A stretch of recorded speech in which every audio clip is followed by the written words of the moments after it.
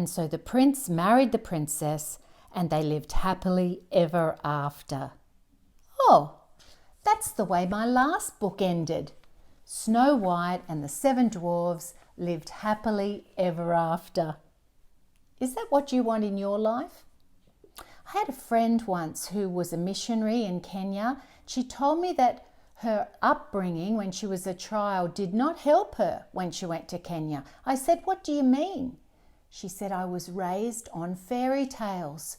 I was led to believe that once upon a time, happily ever after, people would live, and that isn't what happened with what I faced in Kenya." What is the goal of life? If you ask many Australians, they'll say to be happy, to live happily ever after. But that's not what our passage says today. The teacher who wrote Ecclesiastes, he says there's a time to mourn and a time to dance. There's a time to cry and a time to laugh. And each one has its own purpose. Someone who knew this or learned this in their life was Joseph in the Bible, in the book of Genesis, the first book in the Bible. And I'm going to introduce you to him.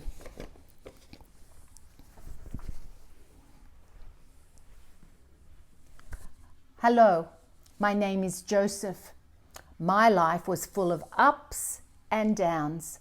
When I was a child, my father Jacob honored me. I was his special child, and he gave me this special coat, and my life was a life of honor. I even had dreams that my parents and my brothers would bow down to me. But my 10 older brothers got very jealous, and they threw me in a pit. And I was sent off to Egypt in slavery.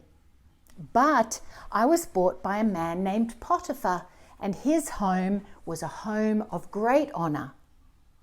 But his wife lied about me, and I ended up in jail.